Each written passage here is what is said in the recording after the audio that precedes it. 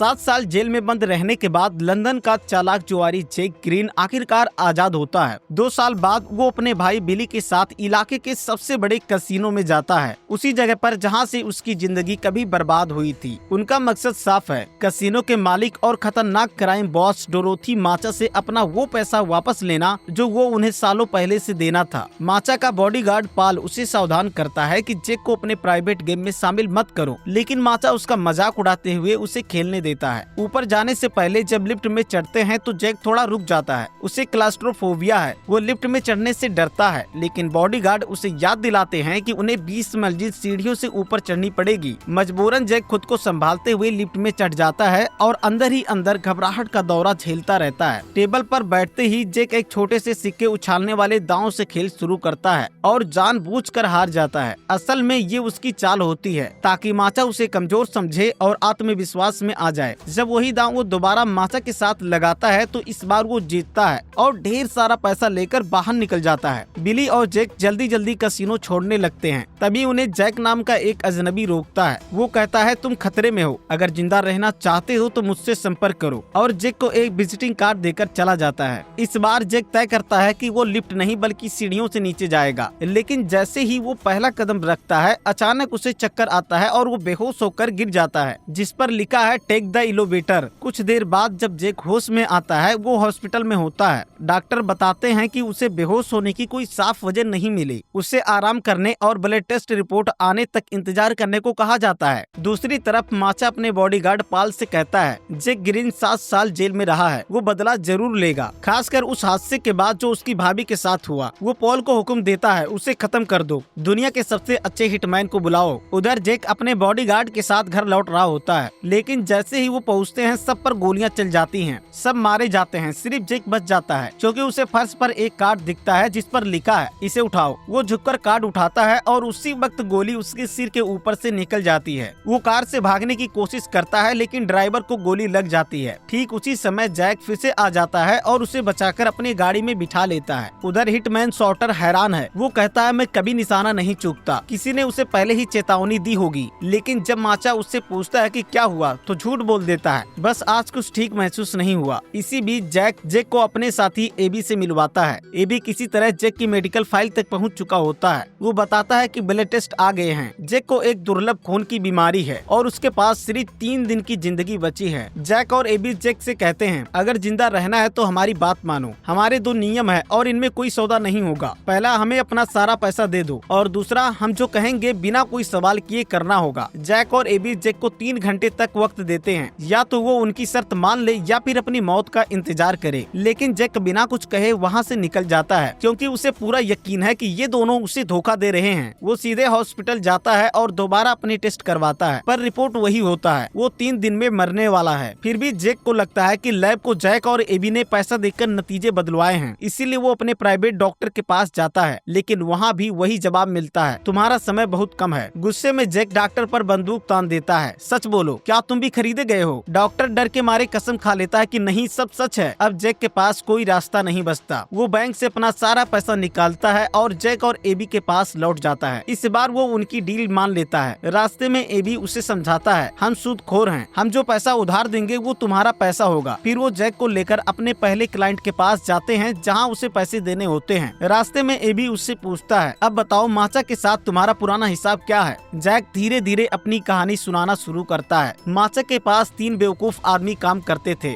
जिन्हें सब 3 इडीज कहते थे। एक दिन उनके कार्डमैन ने गेम से पहले ही हाथ खींच लिया और उन्हें पता था कि जैक एक बढ़िया खिलाड़ी है, इसीलिए उन्होंने उसको धमकी देकर भर्ती कर लिया। जैक नहीं जानता था, लेकिन उन्होंने बिली के परिवार को धमकाया तो मजबूर होकर उसे मानना पड़ा। गेम शुरू हुआ, लेकिन टेबल पर बैठे कुछ लोगों ने जैक और उसकी माँ का मजाक उड़ाना शुरू कर दिया। ये बात जैक को बर्दाश्त नहीं हुई, उसने बंदूक निकाल ली और गोलाबारी शुरू हो गई। लाइट चली गई और जब फिर से होश आया, पैसा गायब और पुलिस ने उसे पकड़ लिया था। माचा और उसके आदमियों ने उसे चुप रहने के लिए उसकी भतीजी को धमकाया, लेकिन झगड़े में उसकी भाभी मारी गई। जैक ने फिर भी पुलिस को माचा का नाम नहीं बताया और उसे 7 साल की जेल हो गई। उसी दौरान 3 एडीज ने भी किसी तरह माचा को नाराज कर दिया और माचा ने उन्हें कंक्रीट में गाड़ दिया। कई क्लाइंट से मिलने के बाद जैक को एक मोटल में ठहराता है। इस बीच माचा और पॉल एक और बड़ी ताकत के पास पहुँचते हैं, सैम गोल्ड, जो अंडरवर्ल्ड का भगवान माना जाता है। हर अपराधी उसके जैसा बनना चाहता है, लेकिन लेकिन गोल्ड कभी किसी से नहीं मिलता। इसीलिए माचा की मुलाकात उसकी सलाहकार लिली वॉकर से होती है। लिली माचा के साथ ड्रग डील करने के लिए तैयार हो जाती है, लेकिन साथ ही उसे याद दिलाती है मिस्टर गोल्ड को पब्लिसिटी पसंद नहीं है और वो दूसरी बार मौका नहीं देते। कुछ दिनों बाद जैक और एबी को पैसे लाकर देता है। वो लोग उसके साथ बैठकर शतरंज खेलते हुए पूछते हैं, जेल में तेरे साथ क्या हुआ था? जैक बताता है, मुझे 2 चॉइस मिली थी, या तो 14 साल सामान्य जेल में बिताओ या तो 7 साल अकेलेपन में। मैं दूसरा चुना। उसकी कोठरी 2 कैदियों के बीच थी।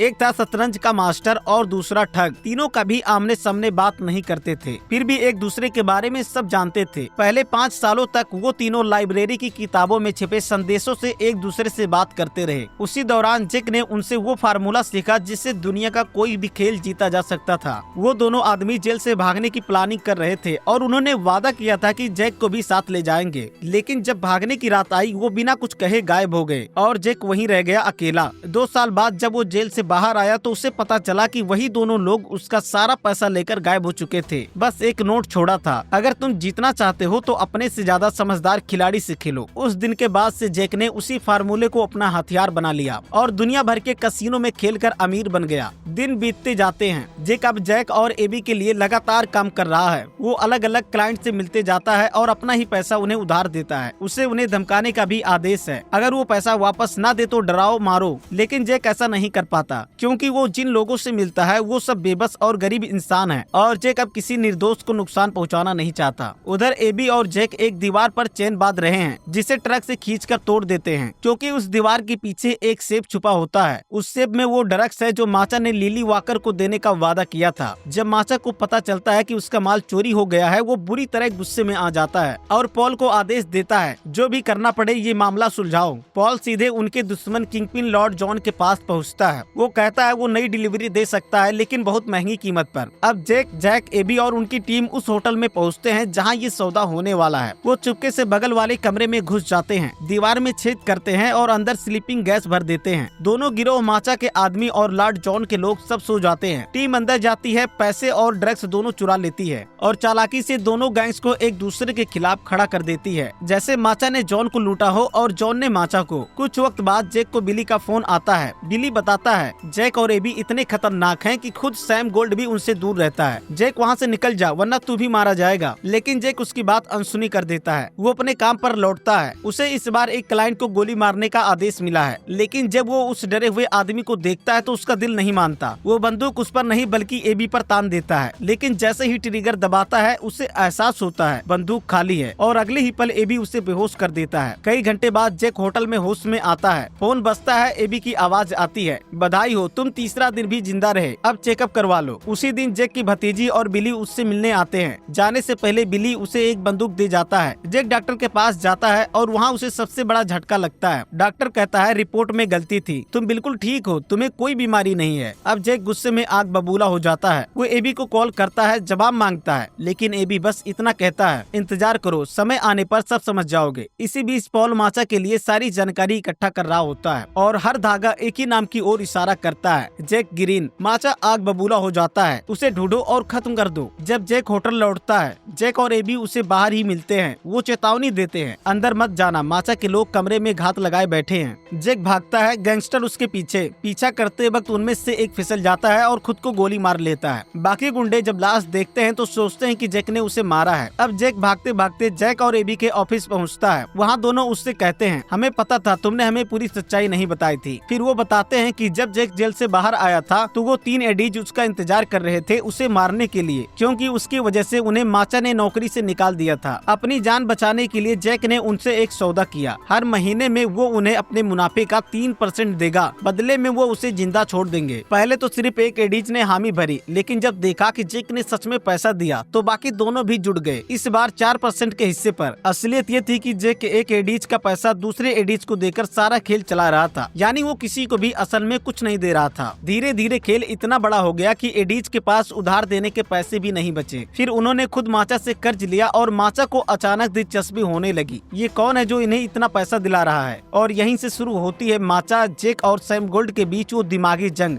जेल से निकलने के बाद जैक ने अपने सीखे हुए फार्मूले से दुनिया के कई कसिनो लूट लिए। वो अमीर बन चुका था और पहली बार चैन से अपनी भतीजी और भाई बिली के साथ छुट्टी पर गया। उसी दौरान माचा ने उसने 3 एडीज को खत्म कर दिया क्योंकि वो लोग उसका उधार नहीं चुका पाए थे। दूसरी तरफ माचा एक शानदार रेस्टोरेंट में डिनर कर रहा होता है, तभी उसके गुंडे आकर बताते हैं जेक भाग गया है। उसी वक्त उसका हिटमैन शॉर्टर एक अजीब चीज नोटिस करता है। लॉर्ड जॉन की प्रेमिका वहाँ बेटर्स बनकर छिपी हुई है। वो तुरंत गोली चलाता है लेकिन उसका निशाना फिर से चूक जाता है और वो औरत घायल तो होती है पर मरती नहीं। रेस्टोरेंट में अफरा तफरी मच जाती है। वो औरत मरने से पहले माचा की उंगली उड़ा देती है। इसके बाद शॉर्टर को आदेश दिया जाता है कि वो लॉर्ड जॉन और उसके पूरे गिरोह को खत्म कर दे। उधर जैक और एबी एक ऊंची इमारत की छत पर गोल्फ खेलते हुए बात कर रहे हैं। वो जैक को समझाते हैं सैम गोल्ड असल में कोई इंसान नहीं है, वो बस एक भ्रम, एक अहंकार का प्रतीक है जिसे केवल वही ताकत मिलती है जो उसमें यकीन करते हैं। जैक, जब तक तू नहीं तय करेगा कि तुझे कौन सी चीजें नियंत्रित कर सकती हैं, तब तक तू कभी आजाद नहीं होगा। ये सुनकर जैक एक बड़ा फैसला लेता है। वो बैंक से अपना बाकी सारा पैसा निकाल लेता है और पूरा दान कर देता है। फिर चुपके से माचा के बेडरूम में घुस जाता है। अंदर वो अपने दिमाग में चल रही अहंकार की आवाजों से लड़ रहा होता है जो उसे बार बार कह रही है मत झुको, डर दिखा, बदला ले। लेकिन जैक अब उस खेल से बाहर निकल चुका है। वो शांत मन से माचा से कहता है मैंने जो भी किया माफ कर देना, तू बड़ा आदमी है और मैंने तेरे नाम पर दान कर दिया है। इतना कहकर वो कमरे से बाहर निकल जाता है। अपने डर का सामना करने के लिए जैक लिफ्ट में चढ़ता है, वही लिफ्ट जिससे उसे बचपन से डर लगता था। लिफ्ट 13वीं मंजिल पर अटक जाती है। जैक को फिर पैनिक अटैक आने लगता है, सांस तेज, माथे पर पसीना। लेकिन इस बार वो भागता नहीं, वो अपने भीतर के अहंकार से बात करता है और पहली बार कहता है अब तू मेरा मालिक नहीं। उसी पल लिफ्ट चल पड़ती है और जब दरवाजा खुलता है जैक एक आजाद इंसान बन चुका होता है। नीचे पहुँचते ही उसे माचा मिलता है, हाथ में बंदूक, आंखों में पागलपन। उसका अहंकार उसे निगल चुका है। लेकिन जैक अब पूरी तरह शांत है। वो मुस्कुराता है और बिना डरे माचा के सामने निकल जाता है। माचा समझ नहीं पाता ये डर क्यों नहीं रहा मुझसे। वो बिखर जाता है, रोने लगता है क्योंकि उसे एहसास होता है कि वो जीत कर भी हार गया। अगली सुबह पॉल माचा के पास अखबारों का ढेर लेकर आता है। हर अखबार की हेडलाइन में लिखा है कसिनो मालिक डोरोथी माचा ने दान में दिया करोड़ों। माचा हैरान रह जाता है। जैक ने सच कहा था, उसने सच में दान माचा के नाम पर किया था। लोग अब माचा को भला इंसान मानने लगते हैं और वो इस झूठी शोहरत में खुश भी होता है। लेकिन उसकी खुशी ज्यादा देर तक नहीं टिकती क्योंकि पॉल बताता है जैक के पास अभी भी वो ड्रग्स है और वो शुरू से हमें बेवकूफ बना रहा था। अब माचा, पॉल, शॉर्टर और बाकी गुंडे बिली के घर पर पहुँचते हैं। बिली जैसे ही अपने एक बॉडीगार्ड की गद्दारी समझता है वो अपनी बेटी को अलमारी में छिपा देता है। गुंडे उसे पकड़ लेते हैं और यातना देने लगते हैं। बिली बार बार कहता है मुझे नहीं पता जैक कहाँ है, लेकिन कोई यकीन नहीं करता। जब छोटी लड़की की सिसकियां सुनाई देती हैं, वो उससे बाहर निकाल लेते हैं। शॉर्टर ये सब देखकर टूट जाता है। वो अब एक बच्चे को चोट नहीं पहुंचा सकता। वो अपने भीतर के अहंकार को ठुकराता है और अचानक अपने ही साथियों पर गोली चलाना शुरू कर देता है। वो एक एक करके सबको खत्म कर देता है लेकिन आखिर में खुद भी मारा जाता है। इधर माचा के पास लिली आती है। वो उसे सैम गोल्ड का भेजा हुआ फूलों का हार देती है और कहती है मिस्टर गोल्ड को अपनी पब्लिसिटी पसंद नहीं। माचा, अब तुम्हारा खेल खत्म हो गया है, तुम्हें दूसरा मौका नहीं मिलेगा। माचा फिर से डर के मारे कांपने लगता है। उसका अहंकार उसे अंदर से तोड़ रहा होता है। उधर जैक और एबी अब जैक और ड्रग्स को लेकर माचा के कसिनो में पहुंचते हैं। एबी जैक से आखिरी बार शतरंज खेलता है और इस बार वो जीत जाता है। वो मुस्कुराते हुए जैक से कहता है अब तू सच्चाई के लिए तैयार है और फिर बताता है जेल में तेरे दोनों पड़ोसी वो शतरंज मास्टर और ठग हम ही थे। असल में जैक और एबी कोई असली इंसान नहीं बल्कि जैक की कल्पना के हिस्से थे, उसकी आत्मा के वो दो रूप जो उसे सच और समझ की ओर ले जा रहे थे। लेकिन सच्चाई समझने का वक्त नहीं मिलता क्योंकि उसी समय कसिनो के गार्ड आते हैं और जैक को माचा के सामने ले जाते हैं। माचा के पास अब वो छोटी लड़की भी होती है, जैक की भतीजी। जैक धीरे से ड्रग के बैग जमीन पर रखता है और मुस्कुराते हुए लड़की से कहता है सब ठीक हो जाएगा। ये देखकर माचा पागल हो जाता है। ये मुझसे डर क्यों नहीं रहा, मैं बंदूक उसकी बच्ची पर तान रहा हूँ। उसके दिमाग में फिर भी वही अहंकार की आवाजें गूंजती है। वो मर चुका है, जैक अब इंसान नहीं, उसे डराया नहीं जा सकता। और फिर माचा खुद ही बंदूक अपने सिर पर रखता है और ट्रिगर दबा देता है। जैक शांत खड़ा रहता है। तो यहीं पर वीडियो को लाइक करें, चैनल को सब्सक्राइब करें। मिलते हैं एक और दमदार कहानी के साथ, तब तक के लिए बाय बाय।